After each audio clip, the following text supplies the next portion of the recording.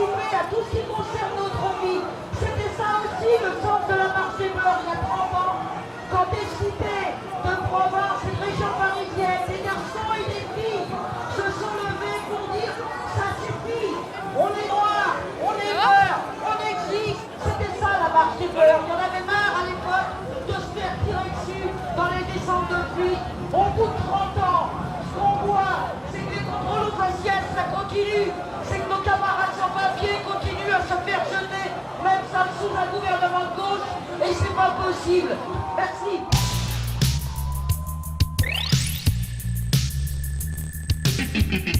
Rock Against Police. Des lascars s'organisent. Une histoire En 6 épisodes.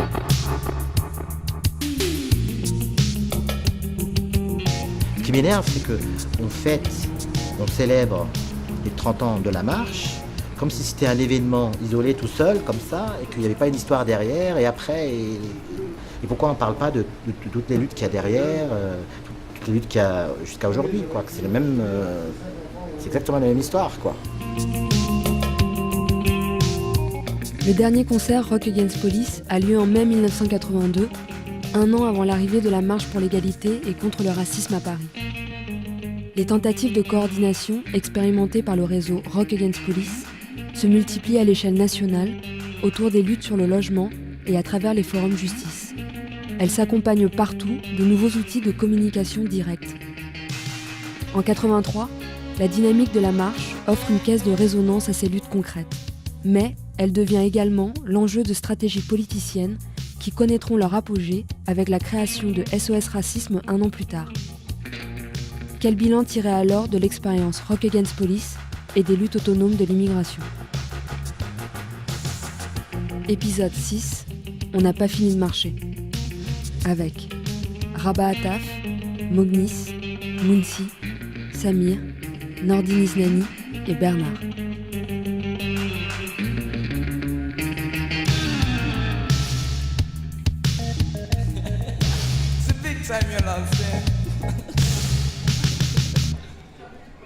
Écoute, on a une déferlante de journalistes qui est arrivée sur la banlieue à partir en gros de 83-84, quoi. Un petit peu avant quand même. Rabat. À l'époque de Week-end, déjà, on avait fait une descente à Libé. Pourquoi ? Parce qu'on n'acceptait pas ce discours toujours le même, misérabiliste sur l'immigration, quoi. Et puis on parlait de nous, on parlait des jeunes maintenant. C'était les premiers papiers sur les jeunes et sur les quartiers. Et déjà, on nous plaquait une vision très sécuritaire, quoi. On était dangereux, perçus comme dangereux.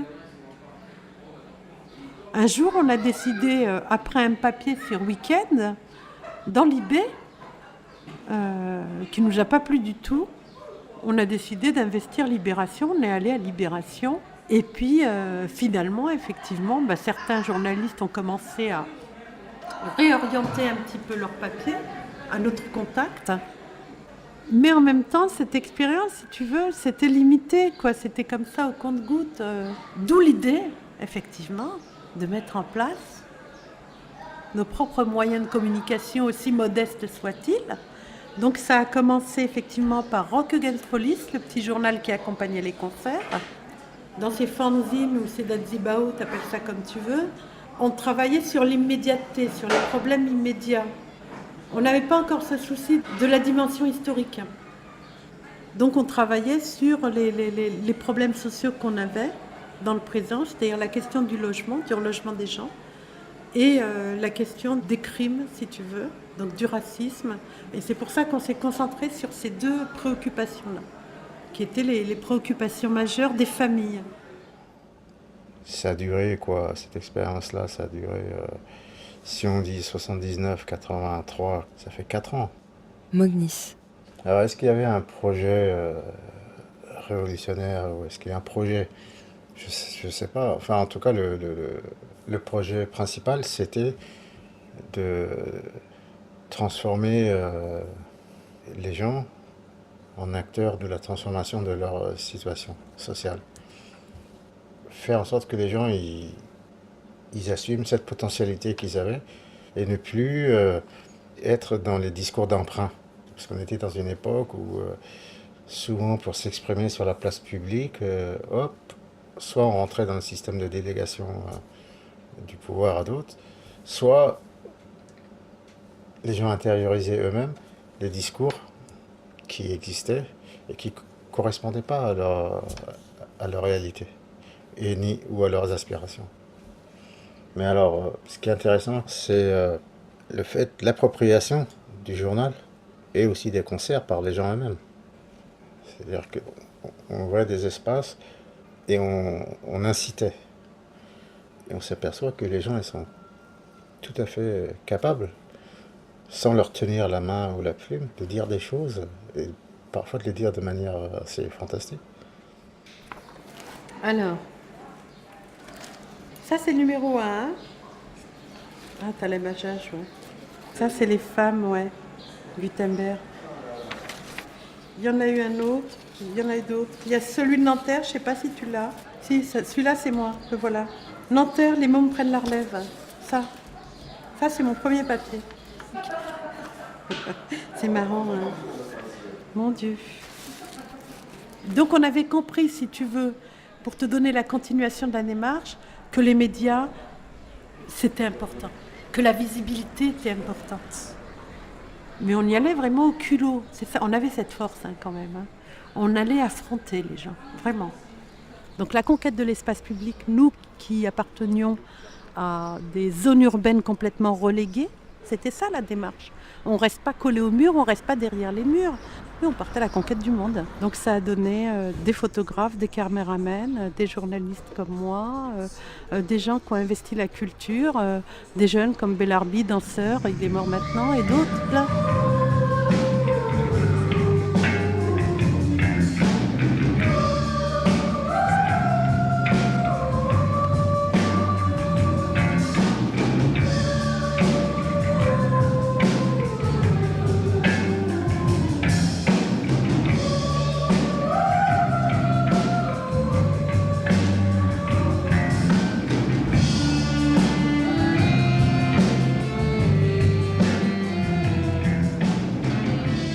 Aux aguets, quoi. C'est comme une forme d'état d'urgence, une forme de fièvre qu'on a comme ça. Mounsi.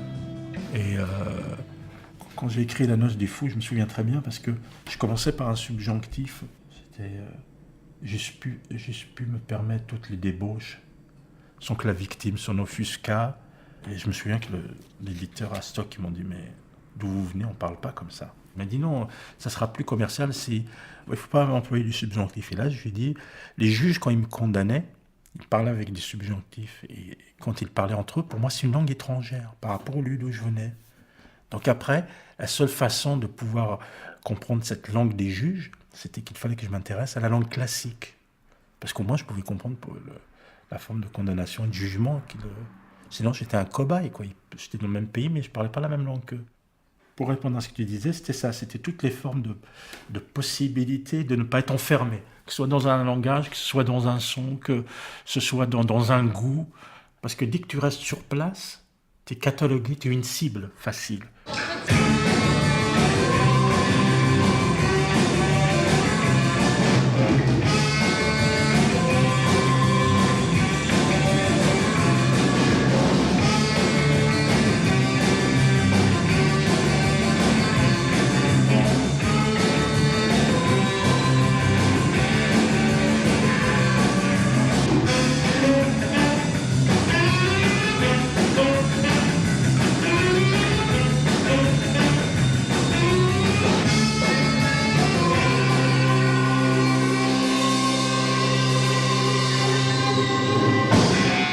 Oui, ce qui, moi, a peut-être été le moment où Samir. Disons que là, je suis passé au documentaire, à filmer, vraiment.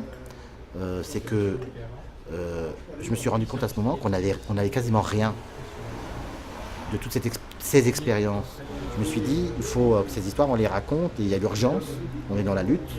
Et donc évidemment, très vite, là, on est dans une situation concrète où on se dit, il faut qu'il y ait des traces de ça. Alors le truc qui est marrant, c'est la première la première fois que j'ai tourné dans la cité là, c'est donc fin 82, hein. En fait, on venait de sortir d'une réunion avec le comité des résidents et on sortait d'une réunion où moi j'avais fait la remarque qu'il y en avait marre de ces caméras de journalistes qui débarquent et qui donnent toujours des images clichés, quoi. Et donc je disais il faut les interdire de rentrer. Et il fallait donner notre propre point de vue à travers les images qu'on produisait nous-mêmes. Alors les gars, ils me rigolaient, ils disent t'es bien gentil Samir, mais avec quoi? T'as même pas une caméra? T'en as une caméra? Je dis non, j'ai pas. Bon, on sort de la réunion comme ça, et puis un peu plus tard dans la soirée, il y a un lascar qui arrive avec une caméra tombée d'un camion. Ça veut dire une caméra trouvée quelque part. Et il fait comme ça, il y a quelqu'un que ça intéresse, chercher à la refourguer, quoi, à la vendre. Puis là, il y a le comité, les copains du comité qui font écoute, la caméra est réquisitionnée. Et c'est comme ça que je me suis retrouvé avec une caméra, alors que j'avais pas d'expérience, et que les copains ils me disent puisque tu as ouvert ta gueule, puisque toi tu as toujours rêvé de faire du cinéma, vas-y. Et c'est comme ça que j'ai commencé à tourner les premières images.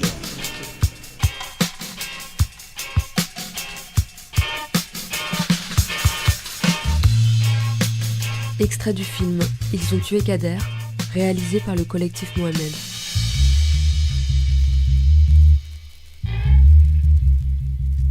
Où on établit un... Vous êtes méfiant, bon ça peut peut-être se comprendre, normal, mais c'est dommage. normal, On n'est pas flic, pas flic, qu'est-ce que tu crois? Pourquoi crois-tu qu'on discute? Pourquoi crois-tu qu'on essaie? On peut se tirer ailleurs.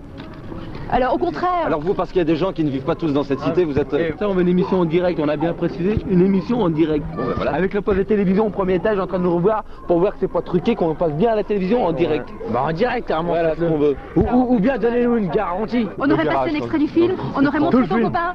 Tout le film. 20 minutes, si vous pouvez le passer. Ouais, endormir les gens, quoi. Non, mais pas endormir les gens, on le refait, on connaît. Il n'y a pas que des flics en France, mon vieux. Excuse-moi, mais là, on vous propose de passer 8 minutes à Antenne 2. On passe 3 jours avec vous. C'est vous qui parlerez à la caméra. C'est vous qui direz attendez une seconde. Alors, on ne sait jamais ce que vous allez faire. Peut-être que vous allez faire la même chose que les autres. Nous, ce qu'on demande, c'est ce qu'on demande, c'est qu'on contrôle le truc, là. Donc, très vite, on tourne, et puis après, c'est pas juste pour se regarder dans le miroir et puis se faire plaisir. Bien sûr, dans la cité, je tournais, on faisait des séances de projection des rushs, ça durait des heures et des heures. Et puis on rigolait, tout le monde faisait des commentaires. Il y avait des gens qui prenaient pour des critiques de cinéma. C'est marrant. Mais évidemment, très vite, il a fallu se dire, bon, tout ça c'est bien joli, mais maintenant il faut montrer, il faut faire circuler. Et donc il fallait apprendre à monter.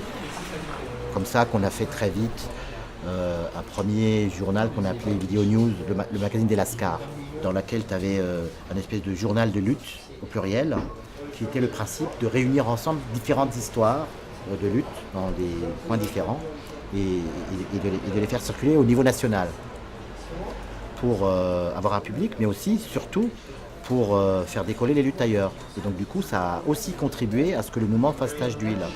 En fait, en gros, depuis, j'ai toujours continué un peu dans la même logique. C'est pas un film ou un document filmé qui va, en soi, être l'élément qui déclenche une lutte. Non, c'est comment les gens s'en servent. C'est qu'en fait, il y a la pratique de filmer ou de documenter avec, par exemple, un micro, comme ce que vous êtes en train de faire, ou d'écrire, ou de faire de la photo.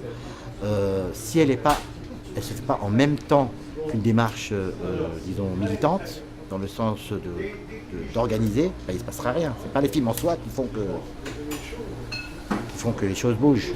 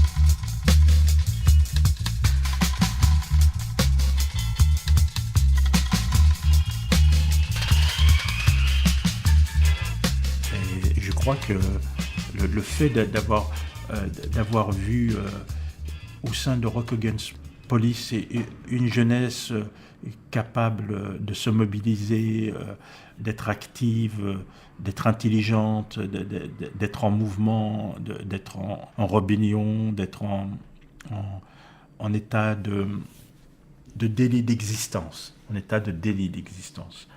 Tout cela m'a rassuré dans le sens où je me suis dit que quelque chose de profondément politique allait naître de ça.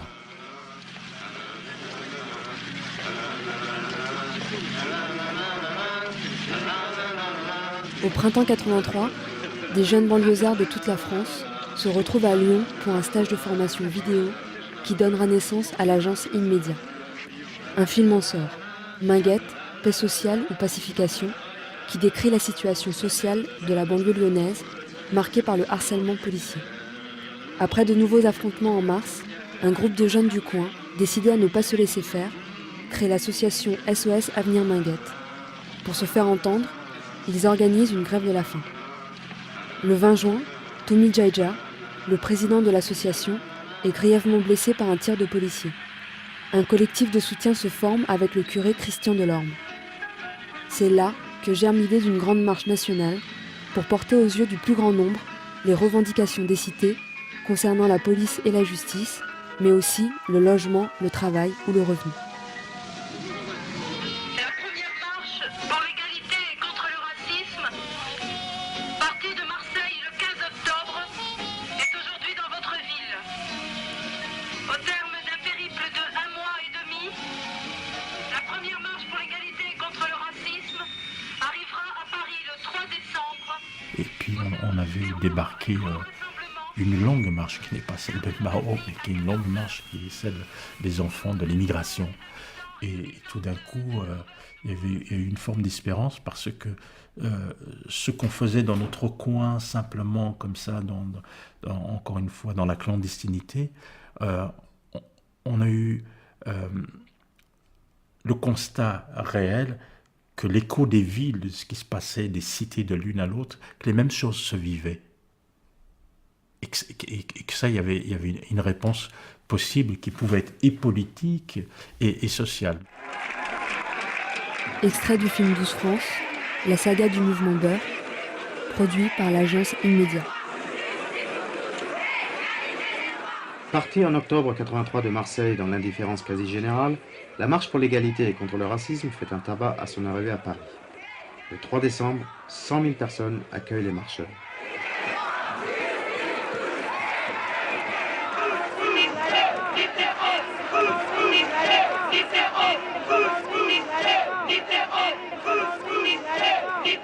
Pour répondre au syndrome de Dreux, c'est-à-dire à l'alliance entre la droite traditionnelle et le Front National pour gagner une élection partielle, le sérail politique et le gouvernement rallieront la marche, et le président Mitterrand accueillera les marcheurs sur fond de nouvelles promesses. Alors, en fait, la marche c'était octobre à décembre 83. Là, moi, je suis à fond sur la cité à Nanterre, mais aussi sur le réseau des cités qui s'est mis en lutte un peu partout, dans la région parisienne et en province. Évidemment que je suis interpellé par cette marche qui vient des Minguettes. Et il y avait ce truc, à la fois on les regardait un peu avec défiance, parce qu'il y avait des cure-dents qui tournaient autour, les antiracistes un peu, ce qu'a donné plus tard SOS Racisme, qui grenouillaient, quoi. Mais Maurice a eu l'intelligence de raccrocher les wagons, quoi. Et du coup, on a été à plusieurs reprises à des réunions, forums, ils appelaient Forum Justice, où se retrouvaient les familles et les amis des victimes de crimes racistes sécuritaires. Les souvenirs que j'ai, c'est des rencontres à Vaux-en-Velin, il me semble que c'est à Vaux-en-Velin ou à Vénissieux, donc Forum Justice, où on était venu avec la mère de Gemia, Abdenbi, notre pote de Nanterre, et où on avait rencontré les autres mères, notamment la mère de Hajichi, Nouali Hajichi, et plein d'autres. Et que là, effectivement, à cette occasion-là, on a rencontré les marcheurs. on avait des histoires communes et on s'est bien capté, quoi. Et c'est Mognis qui a été le gars qui a le plus avancé avec eux pour aussi les amener, les gars des SOS Maguette, là, à développer cette dimension-là. Un groupe qui se construit sur une histoire locale, elle reste très souvent prisonnière de son histoire. Et il y a ce truc un peu de jalousie, on ne veut pas se faire manger par les autres, et puis on veut que notre histoire elle soit au centre, tu vois, il y a un peu toujours cette tendance-là. Enfin, j'insiste toujours là-dessus, c'est reterritorialisation et mobilité et circulation. Si on ne garde que l'aspect reterritorialisation, ça devient le repli sur soi, ça devient le ghetto, quoi. Le fait de circuler, c'est aussi de mettre en commun les multiplicités des expériences, mais aussi des acteurs un peu différents. Bon, par exemple, sur les cités de transit.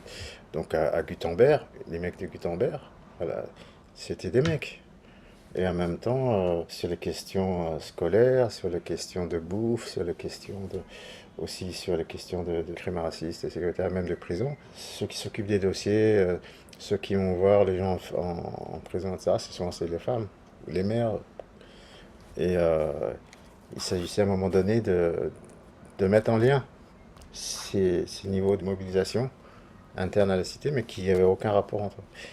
Et le fait, par exemple, une famille de Lyon qui viennent à Nanterre et que les deux mères parlent ensemble, et les frangines, etc., et qu'elles prennent la parole publiquement dans un truc à la cité, où il y a 2000 personnes.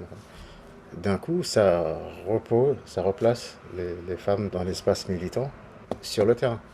Elles arrivaient à trouver un espace d'expression, alors que cité par cité, elles n'apparaissaient pas publiquement. Et c'est comme ça que progressivement, au fur et à mesure que la marche avançait sur Paris, à son échéance, que les questions pour nous centrales, elles sont apparues au centre. Et pas que l'histoire des copains des Maguettes, quoi. Donc on se retrouvait avec eux sur les deux questions moteurs, qui étaient la question du logement, conditions de vie, et puis la question des crimes racistes et de la violence policière. Et donc, le truc, c'était de dire aux copains, disons, qui étaient dans la marche, de notre point de vue, trop autocentré, notre truc, c'était de leur dire, il faut ouvrir à ce que ça devienne une espèce de caisse de résonance des luttes dans les quartiers, et que ce ne soit pas phagocyté par ce que nous, on appelait la bande écurée, quoi.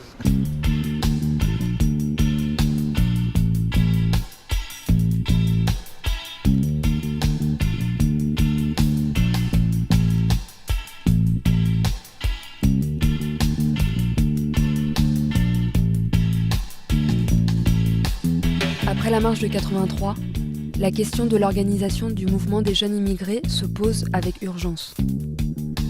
Comment créer un mouvement autonome, affranchi du soutien des associations caritatives et des partis politiques? Les folles de la place Vendôme, des mères dont les enfants ont été tués par la police, commencent leur ronde pour dénoncer les crimes racistes. Une coordination justice se met en place pour préparer les procès contre les meurtriers.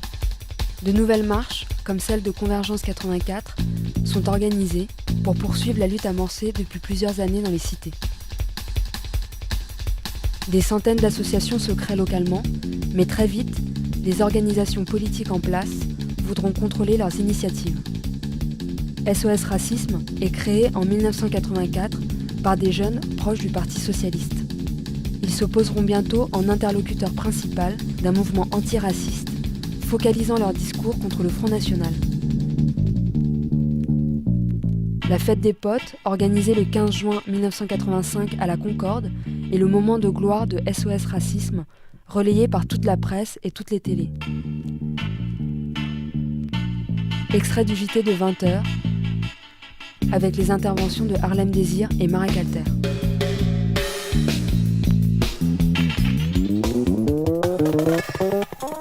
Contre le racisme au quotidien, pour la France multiculturelle, pour que notre logique de vie, pour que la logique de l'amitié l'emporte toujours sur celle de la haine et de la mort. Bon, tout de suite avec le secrétaire général d'SOS Racisme, c'est un succès pour vous? C'est plus qu'un succès, je crois que c'est un triomphe, puisqu'effectivement nous avons à Zinon maintenant les 500 000 personnes. Bon, on a parlé de politique et en disant que vous étiez récupérés, qu'est-ce que vous dites? Nous sommes récupérés effectivement par près de 500 000 potes qui sont venus soutenir l'action antiraciste, œcuménique, qui a débuté il y a à peu près 9 mois en France. Donc récupération politique il n'y a pas eu. Tous les faiseurs d'opinion qui avaient prévu une récupération politique, qu'ils soient de gauche comme de droite, se sont trompés. Le discours de Harlem Désir, vous l'avez entendu. Ni droite ni gauche, tous contre le racisme, tous unis pour la France multicolore. Jean-Jacques, oui. Une fête, une manifestation liée au racisme a toujours quelque chose de politique, qu'on le veuille ou non. Non, je ne crois pas. Je crois que là, il y a quelque chose de tout à fait nouveau. Ce mouvement antiraciste est né avec un mot d'ordre éthique, moral. Le racisme fait partie de la société, c'est aussi politique. Non, le racisme fait partie de la nature humaine. C'est pour ça que nos ancêtres judéo-chrétiens ont créé des barrières dont parlait Bernard-Henri Lévy. On créé des tabous, des interdits pour nous protéger contre nous-mêmes. Et ce racisme, en vérité, c'est un grand mouvement français pour protéger la France contre le racisme. Ouais. Il y a eu des grosses divergences qui se sont manifestées au moment de l'arrivée des socialistes au pouvoir, déjà en 81. Ouais. Des grandes divergences. Nous, on était dans l'ombre et c'était volontaire, si tu veux. On est resté dans l'ombre volontairement. Mais quand tous ces jeunes sont arrivés, il y avait un enthousiasme fou. Pourquoi? Parce que Mitterrand venait d'être élu, parce qu'il y avait toute l'euphorie, si tu veux, du passage à la gauche après des années très difficiles. Donc les jeunes, ils y ont cru. Mais c'était ça l'ambiance. C'était euphorique. Sauf pour des gens comme moi. Je sentais que quelque part, ça avait été constitué contre nous, quoi. On s'est fait avoir. Oui, on s'est fait blouser, quoi. Vraiment, vraiment, rouler dans la farine.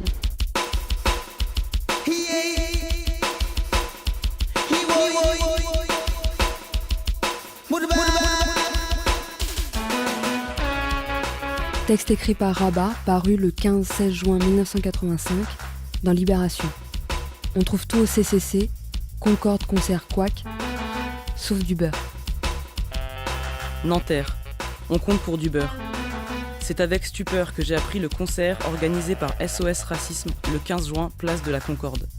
Avec quelle rapidité fulgurante cette association a surgi sur la place publique et s'est érigée en interlocuteur privilégié des médias et de l'État. On a enterré ainsi tout le travail effectué sur le terrain depuis de longues années par des mouvements de jeunes immigrés.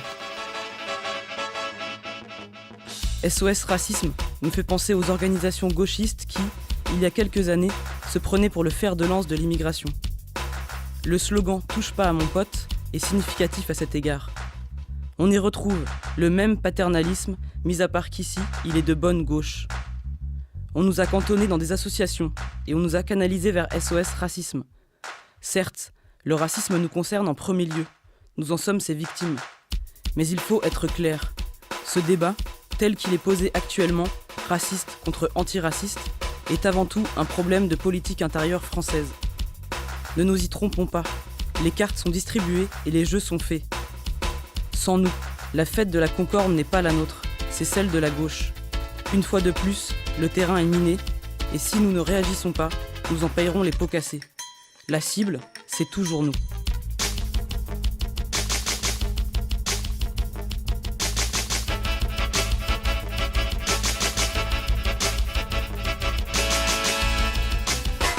Le lendemain du concert de SOS, j'ai fait un article pour Libération qui a finalement été publié au Courrier des lecteurs, où j'ai carrément dénoncé la récup par SOS Racisme, en expliquant que l'idée aussi de créer un mouvement uniquement sur la question du racisme Black Bamber était une idée très perverse qui allait se retourner forcément contre nous. Pour moi, c'était autre chose qui se passait, quoi. C'était l'expression d'autre chose et ça allait amener autre chose. Mais c'était plus sur nos réalités, quoi. Après la marche pour l'égalité, il y a eu l'avènement des SOS Racisme avec les Harlem Désir qui sont aujourd'hui à la tête du PS. Nordine. Alors maintenant, si tu lis Verbatim 2, Jacques Attali, il y a tout un passage où il parle de comment ils ont créé SOS Racisme, comment ils ont mis des moyens de guerre pour nous détruire. Parce que c'est ça aussi. Aujourd'hui, pour nous, la boucle, elle est bouclée. Ils ont nommé celui, comme des Julien Drey, comme des Harlem Désir et autres, qui ont passé leur temps à nous défoncer. Avec les moyens de l'État. Parce que les gros concerts à la Concorde et autres, tu vois, il suffisait de faire une conférence de presse, un concert et c'était bon. Tu vois, le moindre événement qui se passait en banlieue, ça devait être un crime raciste. Mais attends, le mec en pleine nuit, il tire. D'où il peut voir que le mec, il est vert, rouge ou marron? Comment il peut voir la nuit? Tu peux pas voir. Donc avant qu'il y ait crime raciste ou pas, il y a mort d'homme. On veut que la personne elle soit jugée pour son acte, pour ce qu'elle a fait, pas pour... Et c'est vrai que les socialistes, leur travail, ça a été nous détruire, comme ils ont tout fait pour récupérer la marche pour l'égalité. Il faut le savoir, il y a des marcheurs, du fait de leur passé avec la justice, n'ont pas eu le droit d'être reçus à l'Élysée.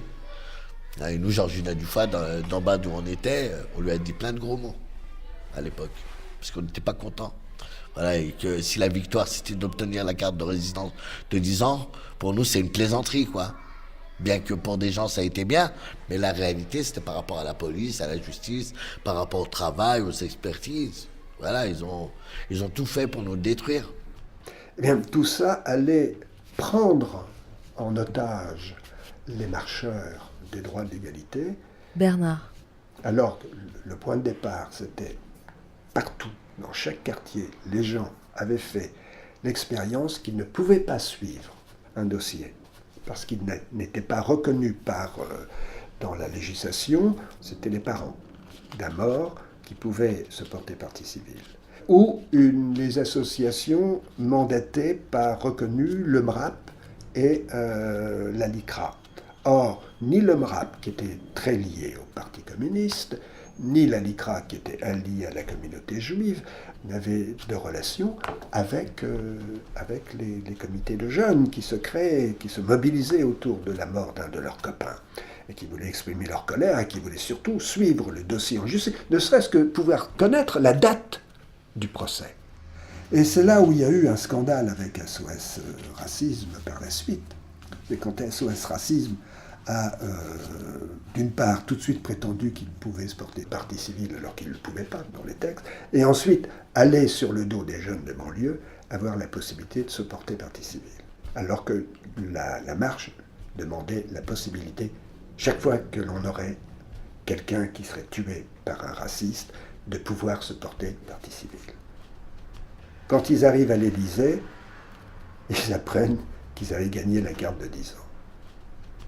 Donc on avait détourné la marche des jeunes pour poser une revendication des vieilles associations encadrant les primo-migrants, qui était d'avoir une carte de 10 ans. Alors je ne mets pas en cause la justesse de la carte de 10 ans, évidemment. Mais on ne sait pas, les jeunes et nous, qui les avions suivis, on n'avait pas fait ça pour la carte de 10 ans. Voilà. Alors là, il y a eu une imposture.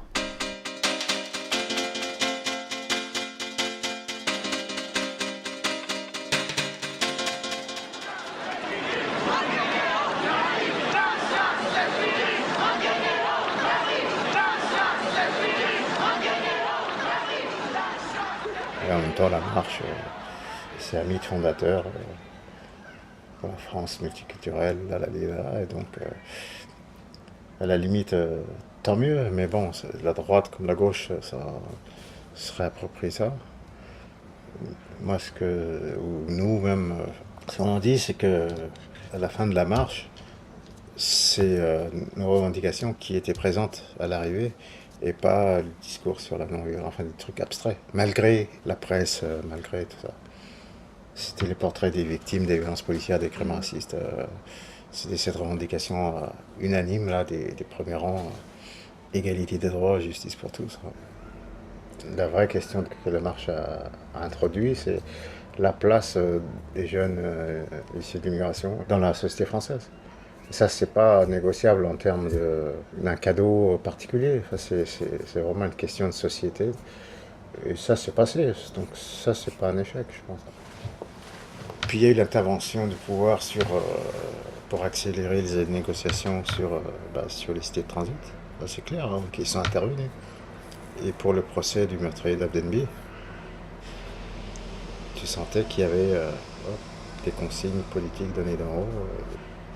Ils ont choisi le président d'assises, il y a eu un hommage à la famille d'Abdenbi, à l'association des familles, etc. Il y a quand même eu des choses de fait. Peut-être qu'il n'y a pas eu assez d'informations là-dessus, ou alors c'est pas ce genre de lutte, ce genre de résultat, c'est pas assez spectaculaire.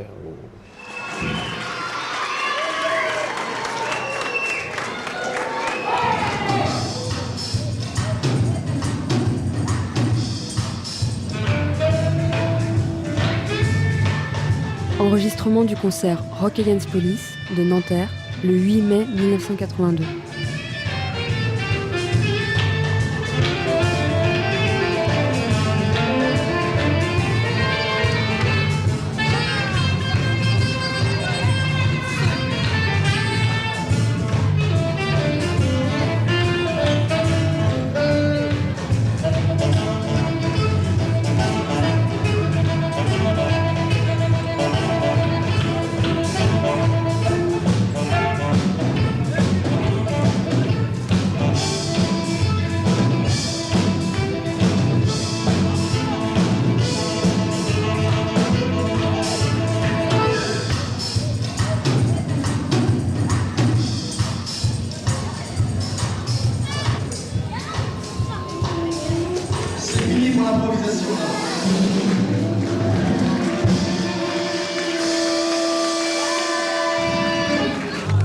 Vous venez d'où?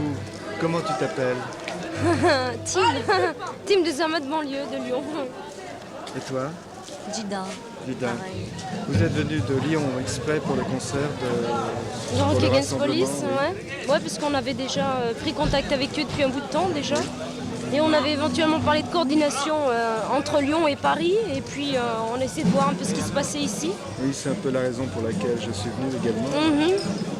Et quel est ton sentiment? Par rapport au concert? Oui. Est-ce que tu crois que ça peut déboucher sur une coordination nationale des groupes? Disons que c'est pas du fait du concert ça va déboucher. C'est surtout le fait de se voir déjà plus souvent. Parce que nous aussi sur Lyon, bon, on fait pas mal de trucs par rapport aux banlieues, la justice et tout. On a essayé de mettre en place des collectifs avec des avocats. Donc on a le même procédé pratique RAP. Ouais. Et puis c'est surtout sur un boulot de terrain, surtout que ça va se déclencher. C'est pas si tu veux par rapport à des rassemblements comme ça, qui sont assez bons, sympas, bon, on se retrouve et tout, mais disons que je mise plus sur un travail de terrain qui se fera au coup par coup d'abord. Enfin, je veux dire, s'il y a quelque chose qui est déclenché, ou s'il y a par exemple, je sais pas, par rapport au logement, un truc très très concret, imaginons que, voilà. Une des raisons du rassemblement. Là, ça peut déclencher, puisque... Tu vois, c'est pour ça que je veux pas dire qu'il faut négliger les rassemblements et concerts, ça fait partie de moyens. On peut pas dire que ça va déboucher sur ça. Mais ça nous permet déjà de rencontrer des gens, nous. Et puis au niveau information, c'est vachement important. Je trouve que c'est le plus important de dire voilà, nous sur Lyon, il se passe ça. On s'organise vachement aussi. Et il y a une solidarité qui existe. Les gens, ça les pousse aussi à avoir confiance en eux. Ça, je veux dire, c'est fondamental d'avoir confiance en soi et de dire ça va déboucher sur quelque chose. Donc au niveau information, c'est un grand impact. Et puis c'est vachement important pour nous, savoir ce qui se passe, si tu veux. Bon, c'est une coordination informelle au départ, qu'il faut organiser. C'est le plus gros à faire, quoi. Puis on va essayer d'en discuter après.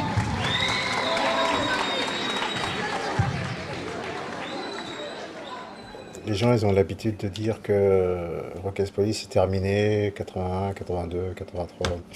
Mais en fait, comme ça n'a jamais été perçu comme un groupe qu'il fallait développer avec ce label-là, c'était pas un objectif en soi, ça. Donc la question s'est pas vraiment posée, mais on était partagés entre un lieu qui aspire, un lieu où il y a une centralité qui aspire les différentes énergies, pour des questions pratiques, avec le risque que ça se pérennise et que finalement le centre devient une raison d'être en soi. Ou alors la pratique plutôt de coordination mobile. Parce que Rock Against Police est clairement identifié comme le premier projet en France de coordination intercité des jeunes issus de l'immigration, quoi. Évidemment, la question c'est, d'accord, mais alors comment on fait pour structurer les choses et tout ça? Déjà, il y avait la question association, comité de coordination, enfin coordination des cités. Est-ce que le fait qu'on n'ait pas assumé l'aspect structure permanente pour ce type de coordination, ça fait qu'il n'y a pas eu vraiment cette coordination? Plus tard, après la marche, je ne sais pas. Est-ce qu'il aurait fallu aboutir à une forme partie, entre guillemets? On sait que les coordinations, même nationales, ça dure le temps de lutte active, que ce soit les infirmières, que ce soit les étudiants, que ce soit je ne sais pas qui. Mais dès qu'on est en situation de non-lutte, qu'est-ce qui se passe? Les coordinations, elles disparaissent. Ou alors, se transforment en formule plus ou moins traditionnelle, syndicale ou politique. Et ça, c'est une question qui reste ouverte à tout le monde.